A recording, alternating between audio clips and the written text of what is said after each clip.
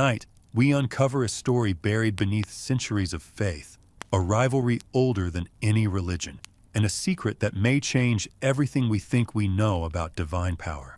They say the walls of Rome hold every secret, but some are buried far deeper, tucked behind vaults, rituals, and the kind of institutional silence that makes you wonder whether history is a locked door or a polite suggestion.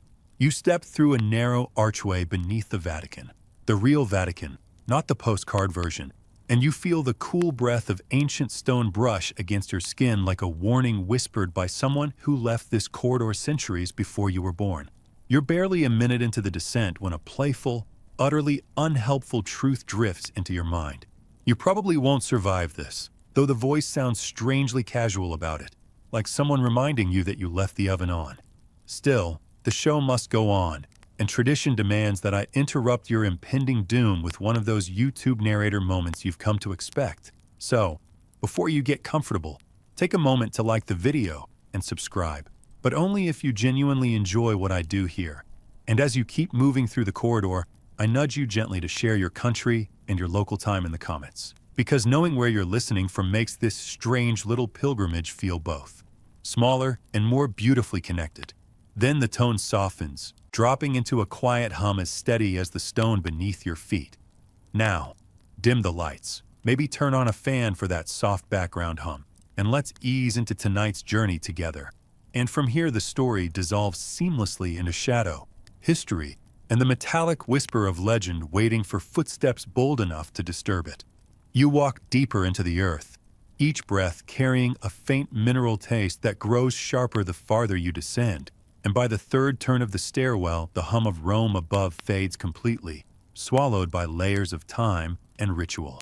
The torches lining the wall flicker with lazy confidence, illuminating fragmentary frescoes depicting battles, angels, emperors, and one extremely confused-looking donkey, possibly a medieval graffiti artist's idea of humor or a forgotten anecdote from someone's rough day. The floor slopes downward at such a subtle angle that it almost feels like the building itself is leaning in to listen. The air thickens, settling around your shoulders with the weight of stone that has seen too much and spoken too little. You tighten your grip on the iron railing, half expecting it to twist away like a living thing, because everything here feels on the cusp of waking up. The corridor ends, not abruptly, but with a kind of ceremonial pause, opening into a small antechamber paved with cracked marble bearing symbols half erased by time. A mainstream historical fact slips gently into your thoughts. The Vatican archives hold documents spanning more than 12 centuries, many of which are still inaccessible to scholars, sealed behind official classifications, fragile bindings, or that uniquely Catholic blend of reverence and procedural stubbornness. Yet the room you stand in predates all of that. Even the air smells older, like forgotten incense, dust, and the faint trace of metal that has no business lingering underground unless something buried here refuses to rest. You move toward a heavy wooden door framed by carvings of spears, wings, and a strange circular symbol that looks both sacred and unsettlingly practical, as if whoever carved it cared less about artistic flourish and more about making sure anyone who entered understood the gravity of their choices. When you push the door open, a gust of cold air sweeps past you, carrying with it a ripple of ancient authority and the faint smell of old parchment. The room beyond is vast, bigger than it should be given the geography above, arranged in concentric rings of display cases, altars, reliquaries, and curious mechanisms whose purpose you would struggle to guess even with a generous imagination. The torches lining the walls burn with an eerie steadiness, their flames tall and unbothered by drafts, as though they've been instructed not to misbehave. Your footsteps echo across the chamber floor in a steady rhythm that gives the illusion of confidence even as your heart taps a slightly more frantic pattern beneath your ribs. A relic case stands at the center of the room, draped in dark velvet so rich it seems to drink the light around it. Before approaching, you take in the surrounding artifacts, fragments of saints' bones labeled in Latin with handwriting that suggests the scribe had excellent penmanship and absolutely no doubts about the authenticity of the remains. Ancient coins depicting emperors who all look like they were carved by the same sculptor with the same single expression available. and scrolls sealed with wax, so thick you half suspect they were trying to lock away gossip rather than doctrine. A quirky historical tidbit drifts through your mind. In the Middle Ages, some relic collectors claimed that possessing just a splinter of the true cross could protect entire cities from disaster, leading to a market so saturated that, as one critic joked, there are enough pieces of the true cross to build Noah's Ark twice. You glance at the relic shelves around you and wonder how many medieval monks were suspiciously good at finding sacred wood behind their monasteries. But all humor fades as you approach the central case. You feel something shift, subtle, like a breath released after centuries of restraint. The velvet cover rustles faintly even though you didn't touch it, and the air grows dense with the kind of pressure normally reserved for thunderstorms and divine interventions. When your fingers finally grasp the edge of the cloth, a soft vibration hums through your skin, almost musical, almost alive. You lift, slowly, and there it is, the Spear of Destiny, or, at least, one of its incarnations, because history is a chaotic storyteller and relics tend to multiply when demand exceeds supply. But this one feels different. The metal reflects the torchlight in a way that seems less like shining and more like remembering. The blade is long, slender, and darkened with age, its edges smooth but weighted with the gravity of too many hands gripping it with fear, hope, or the kind of ambition that makes kingdoms rise and crumble. A whisper of an open scholarly debate weaves through your thoughts. Did this spear truly pierce the side of Christ? Or was its legacy crafted over centuries by rulers eager to borrow divine authority? The silence of the room offers no verdict. Stones don't care for academic arguments. They care for memory. You lean closer, drawn in by the faint halo of energy around the relic. And then, because nerves make fools of us all, you mutter a joke under your breath. If this thing starts glowing or whispering prophecy, I'm asking for a refund on this tour. The chamber does not laugh. The chamber never laughs. But one torch flickers in what might generously be interpreted as amusement. You lift your hand to the glass case, prepared for nothing and everything at once. And as your fingertips make contact, a pulse surges through the stone floor, gentle but unmistakable, like the world giving a small, approving nod. The torches flare. The metal hums. Your breath catches. History has just noticed you. And the spear, lost, found, claimed, stolen, mythologized, feared, has woken up. You stand frozen for a moment, fingers hovering just above the glass as the pulse beneath your feet subsides into a soft, lingering tremor, like the echo of something ancient stretching after far too long a sleep. And you inhale slowly, tasting dust, iron, and the faint sweetness of oil-burning torches that seem suddenly brighter than they were a few seconds ago. It's as though the spear has drawn light toward itself, pulling illumination the way a monarch pulls attention simply by entering a room, uninvited but instantly obeyed. You take a careful step backward, half expecting the relic to follow you or whisper something cryptic like a medieval fortune cookie, but it remains perfectly still, shimmering faintly under the torchlight. As you circle the case, your mind drifts toward the lineage of hands that once held the spear, each owner convinced destiny itself had chosen them, though destiny has always shown a twisted sense of humor, especially when powerful men insist they understand it. One mainstream historical fact flickers through your thoughts. The spear associated with the Holy Roman Empire was believed to grant invincibility to whoever possessed it, a belief so widespread that emperors carried it into battle like a celestial permission slip, waving it at enemies as though divine paperwork would intimidate sword-wielding men who hadn't slept in 3 days. And yet, the empires these rulers built with such confidence still crumbled eventually, proving that even holy relics cannot outmuscle poor planning, political betrayal, or the occasional plague. As you move deeper into the chamber, leaving the spear's case behind for the moment, the room seems to expand, stretching its stone ribs like a cathedral carved underground rather than built above it. And there's a soft sound, faint metal tapping stone, as though a ghostly blacksmith is still hammering out the relic's destiny. You follow the sound past an altar draped in red cloth embroidered with gold thread showing angels, spears, and one cherub who looks disturbingly judgmental. Behind it lies a passageway that wasn't visible from where you first entered, a narrow arc carved into the wall, so seamlessly it feels like it grew there rather than being mined by human hands. Something tugs at the back of your mind, a kind of instinctual whisper urging you forward, not with fear, but with that strange curiosity that has always gotten humans into trouble, like lighting candles in unexplored tunnels or eating berries whose colors scream, "Please don't." You step into the passage, your breath brushing against the walls and bouncing back at you in waves of warm air. The corridor is lined with small alcoves, each holding the broken remnants of weapons, armor, and ceremonial objects, arranged like a museum curated by someone who truly believed objects retain emotional memories.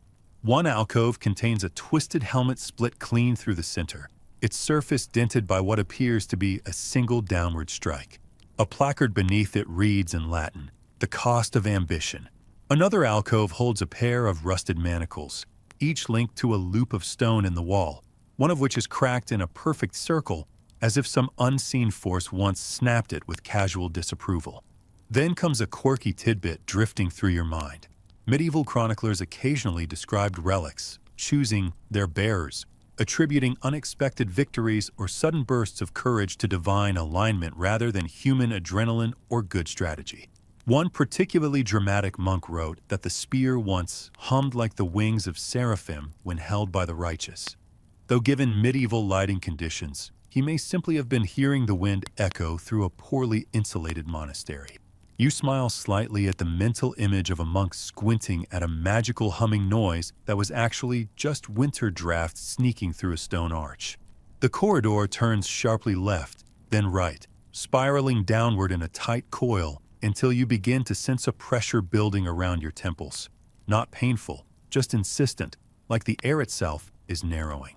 When you emerge into the next chamber, the temperature drops dramatically, and a line of frost traces the edges of a circular stone platform rising from the floor. In the center lies a heavy wooden chest bound with iron bands that pulse faintly with a reddish glow, as though they're breathing. You kneel beside it, running your fingers over the iron, and the glow brightens briefly, recognizing what? Your presence? Your intention? Perhaps the narrative necessity of unlocking ancient things in ominous chambers? Whatever the reason, the chest yields under your touch, the lid creaking open with a sigh so prolonged you wonder if the wood has been waiting centuries for the chance to exhale. Inside rests a scroll wrapped tightly in aged leather, its surface stamped with an unfamiliar crest, a spear crossed with a serpent, encircled by a sunburst. You carefully unroll the scroll, revealing a map inked in blood-red lines that converge on a single rectangular structure deep beneath Vatican grounds, labeled simply, Custodia Ultima, the last keep. The words feel heavy, anchored by centuries of silence. Along the margins, additional notes scrawl in frantic handwriting. Only the rightful witness may enter. Light will fail. The spear remembers. You swallow, feeling the weight of inevitability settle across your shoulders like a cloak. There's an open scholarly debate humming in your thoughts, whether relic narratives were shaped more by political agendas or by genuine belief. A debate academics have circled for decades without resolving, mostly because relics refuse to give interviews and emperors are notoriously poor at admitting they exaggerated divine endorsements. You imagine a panel of medieval historians arguing while the spear sits quietly in the corner, amused by humanity's insistence on intellectualizing what it views as simple cause and effect. You rise and step away from the chest, clutching the scroll, and as you turn toward the far wall, a gust of cold wind sweeps through the chamber. Even though there are no openings, no vents, no gaps. The torches dim, the frost deepens, and a doorway, a massive stone slab you could swear wasn't there a moment ago, slides open with a sound like mountains grinding their teeth. Beyond it lies a staircase carved into darkness. The scroll begins to heat in your hand, pulsing like a heartbeat. You whisper, partly to yourself and partly to whatever ancient force is listening. If this leads to another room full of ominous Latin messages, I'm leaving a complaint. It's strange how humor becomes a survival mechanism in moments where logic quietly packs its bags and walks away. You descend. 1 step, 2, 20. The stairs tighten into a spiral so narrow you have to slide your shoulders along the stone. Then, suddenly, the space opens, just as your lungs start to strain for breath. A cavern stretches before you, vast enough to hold a cathedral, illuminated only by bioluminescent fungi clinging to the rock walls like constellations painted in blue fire. In the center of the cavern stands a single marble obelisk carved with depictions of the spear through every rumored era: Roman, Byzantine, Carolingian, medieval, modern, each one subtly different, as though history itself kept adjusting the details, refining the weapon's identity. At the base of the obelisk lies an inscription: "The spear does not follow history. History follows the spear." Your breath hitches, and then you hear footsteps behind you. Slow, rhythmic, anciently patient. But when you turn, there is no one there. Only the echo of destiny brushing past your ear like a cold whisper inviting you deeper. You step toward the obelisk. The cavern hums, and the spear's story reaches for you like a hand emerging from centuries of silence. You stand before the marble obelisk, its pale surface glowing softly beneath the bioluminescent shimmer drifting across the cavern walls. And for a moment you simply breathe, feeling the enormity of the underground chamber pressing gently against your mind like a silent audience waiting for you to remember your lines in a play written long before you were born. The air here moves strangely, not in currents or drafts, but in slow pulses that match no rhythm you recognize. Not wind, not water, not the settling of stone, and each pulse carries with it the faint metallic scent you noticed near the spear's case, as if the relic's presence extends far beyond its resting place. You take a cautious step toward the obelisk, listening to your footsteps echo and re-echo until they seem to multiply into a chorus of travelers who may have walked this same path centuries ago.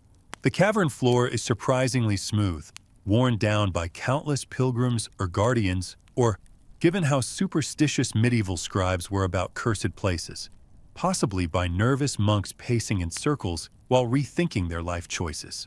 The inscription at the base of the obelisk glows faintly, the carved letters shimmering as though responding not to light, but to proximity. And when you stretch your fingers toward them, the glow intensifies into a soft halo, illuminating the story etched into the stone with unsettling clarity. It depicts figures from every era, each bearing the spear in a pose of reverence, fear, triumph, or confusion, sometimes all at once. A mainstream historical fact slips into your thoughts. During the Crusades, relics like the spear were carried into battle as symbols of divine sanction, with chroniclers describing both miraculous victories and spectacular failures, depending on which side of the conflict was doing the recording. And it's remarkable, really, how victory tends to inspire poetic embellishment while defeat inspires selective memory. One panel shows a mounted warrior holding the spear aloft, rays of light bursting from the tip in dramatic fashion, though the artistic style suggests the painter likely never saw a real battle or a real spear. Another panel shows a monk kneeling beside the relic, his quill suspended mid-air as he scribbles furious notes, either inspired by divine revelation or panicking because deadlines existed even in medieval scriptoria. You run your hand along the stone, and a faint warmth radiates outward, like the obelisk recognizes you, not as a chosen one. Those titles only come with dramatic orchestral music, but as a witness, someone allowed to continue walking through history's restricted sections without immediately setting off danger alarms. Then a quirky tidbit floats through your memory. One medieval traveler wrote in his diary that he encountered a relic-guarding hermit who claimed the spear, whispered bedtime stories to those who dared listen, which would be adorable if not for the fact that the same hermit also claimed his pet rooster could predict storms, political assassinations, and the price of grain. You can't help smirking at the thought of a rooster delivering political commentary, and the cavern briefly echoes with a sound that might be distant dripping water or the universe laughing at your imagination. You step around the obelisk, noticing that each of its four sides displays a different era of the spear's myth: Roman soldiers, Byzantine emperors, Holy Roman kings, and then a final side so worn it's almost blank, except for the outline of a hooded figure whose hand rests protectively on the relic. Beneath this final panel are fresh carvings, newer than the others, etched with crisp precision, a series of circles linked by a single unbroken line, forming a pattern that resembles an ancient constellation or perhaps a map. You trace the line with your fingertip and feel a shift in the cavern, a low hum resonating through the stone like a heartbeat amplified through earth. Then you hear it. A footstep. Soft, deliberate, unmistakable. You turn sharply, expecting to see another chamber traveler or perhaps a Vatican archivist who has absolutely no idea how to enforce boundaries. But the cavern is empty. Only stalactites, fungi, and shadows stare back at you with polite disinterest. You take a breath, tell yourself you're imagining things, but then the sound repeats, closer now, echoing from the narrow tunnel carved into the far wall.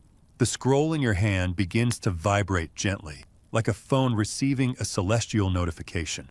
You move toward the tunnel, guided by equal parts curiosity, fear, and the overwhelming sense that turning back would mean ignoring a door that history itself is trying to hold open for you. The passageway twists like a serpent, sloping upward until the air grows warmer and the walls show signs of human disturbance. Scratches, chisel marks, and faint painted symbols shaped like spirals pierced through by spears. Torches sputter to life as you pass, igniting one by one in a chain reaction that would be beautiful if it didn't also suggest the cavern sees you as a welcome guest or a necessary pawn. The tunnel opens into a smaller chamber shaped like a chapel nave, except older, rougher, built with a level of craftsmanship suggesting devotion mixed with fear. The floor is marked with concentric circles surrounding an altar carved from obsidian, its surface smooth as glass and reflecting an image of you that looks slightly delayed. For a heartbeat, you stand still, watching as your reflection mirrors you a fraction too late, as if history itself needs time to decide how you should appear. You look away quickly, because delayed reflections are no one's idea of a comforting omen, and approach the altar. On its surface rests a small wooden box, its lid cracked but sealed with red wax bearing the crest you saw earlier. Spear, serpent, sunburst. You open the box. Inside lies a fragment of parchment, brittle but intact, inscribed with a single Latin phrase, non est custos. Est viator. There is no guardian. There is only the traveler. The words send a shiver down your spine. You place the parchment back carefully, as though returning something that still carries someone else's fingerprints.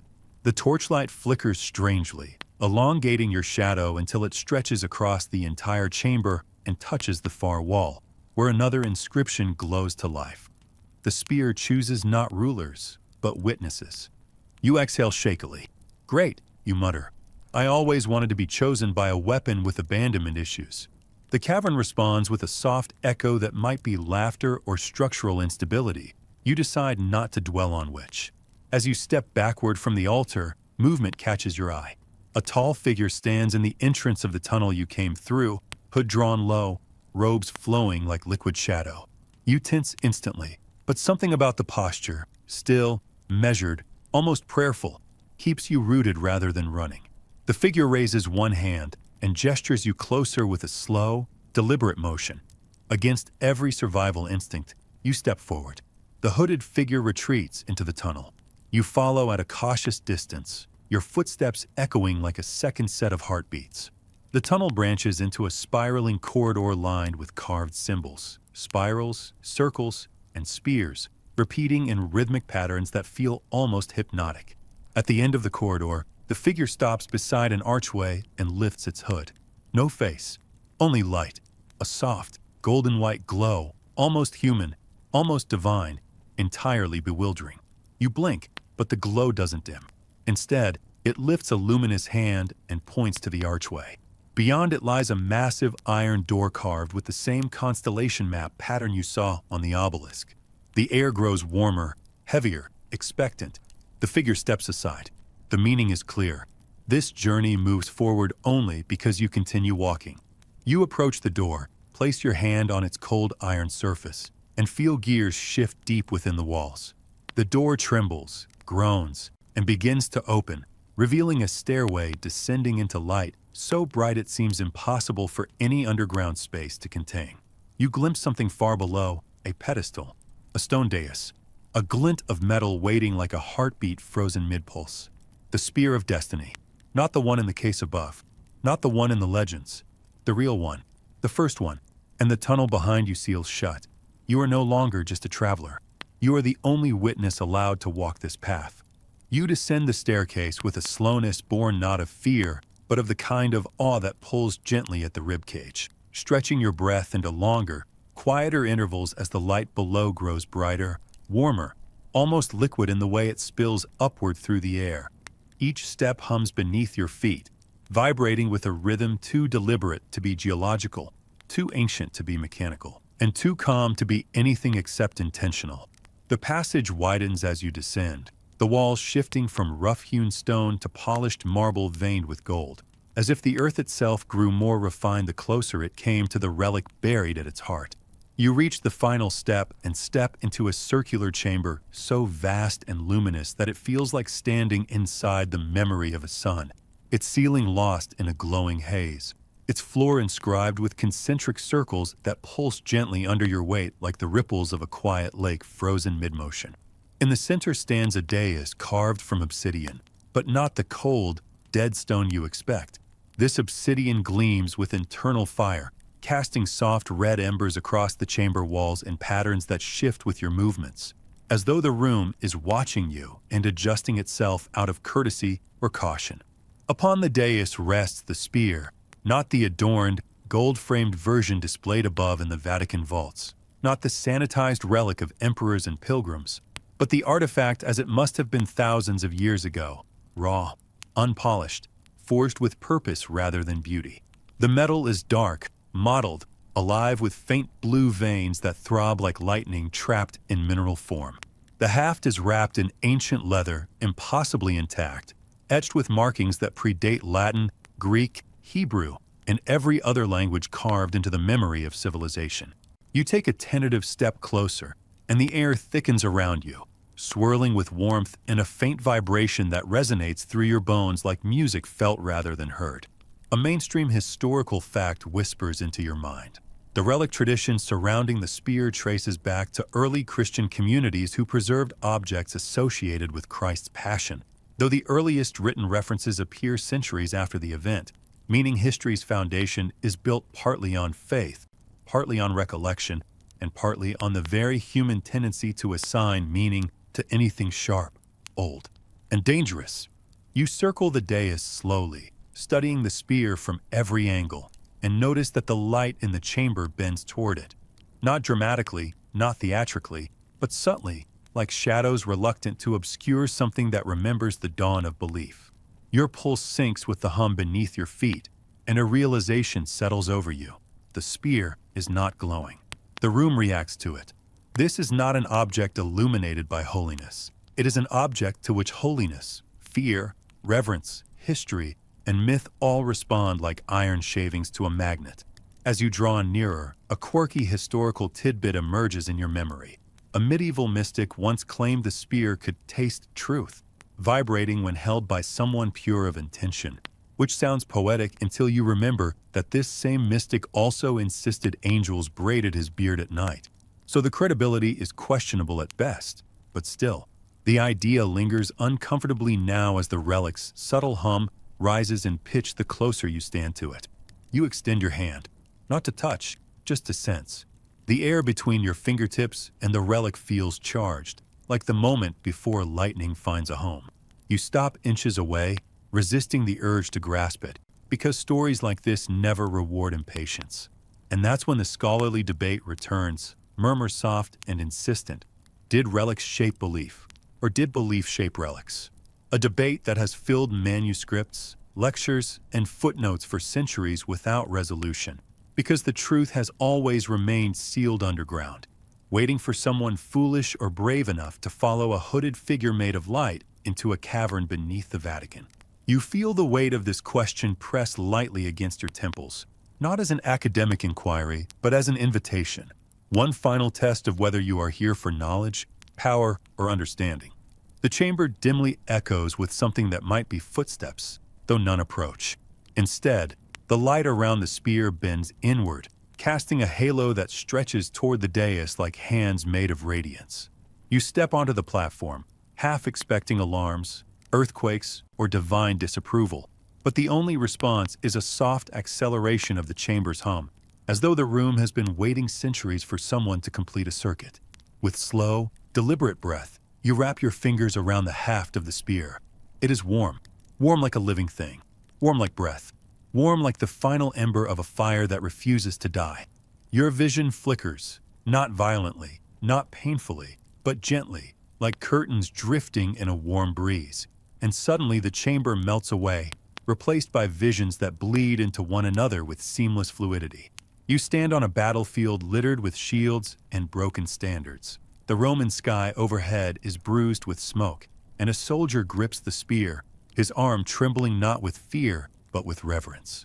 The vision folds inward, becoming a cathedral where a medieval king kneels before the relic, whispering prayers shaped more like demands than devotions. The spear hums faintly, unimpressed. Another fold, a desolate monastery where a dying monk scratches notes into parchment, writing that the spear sings when the world is about to change, shortly before the ink freezes on his quill. The scenes rush faster now. Emperors, pilgrims, tyrants, scholars, zealots, all clutching the spear with desperation, greed, awe, or sorrow. And through it all the relic remains unchanged, unclaimed, unwilling to belong to any hand seeking power rather than truth. You gasp as the visions collapse into a final, singular image, your own reflection, holding the spear not as a ruler or conqueror or zealot, but as a witness, someone who has walked through history's locked rooms not to dominate them, but to listen. The reflection fades, returning you gently to the chamber, the spear still warm in your grip. You exhale slowly, feeling tears on your cheeks that you don't remember shedding. The chamber brightens. A soft wind circles you, carrying dust motes that sparkle like drifting constellations. The hooded figure appears again at the edge of the dais, its form still radiant, still faceless, but now its posture feels proud or relieved. The figure raises a hand, not in warning, but in farewell. You nod in return, unsure why this small exchange feels like the closing of a pact. The dais lowers slowly into the floor, carrying you downward as the chamber rearranges itself in streams of shifting light. You expect panic, but a strange peace settles over you instead, a calm so deep it feels like sinking into warm water. The spear grows lighter in your hand, not disappearing, but releasing you, letting you go with a gentleness none of its legends ever mentioned. You set it back upon the dais, and the obsidian closes around it like eyelids softening into sleep. The light dims, the hum quiets, your breath slows, and the chamber folds into darkness, not oppressive, not cold, but comforting. A blanket of ancient silence wraps around you, warm as candlelight, soft as the final exhale before dreams take hold. Your thoughts drift like leaves on still water. Every sound becomes distant, every shadow turns gentle, every fear dissolves into a slow, rhythmic calm. The relic has settled, history has closed its eyes, and you feel yourself floating on the edge of sleep, carried by centuries of stories into a quiet where nothing hurts, nothing demands, nothing waits. Just rest, just warmth, just quiet. Your eyes flutter, your breath softens, and the world dissolves into gentle dark.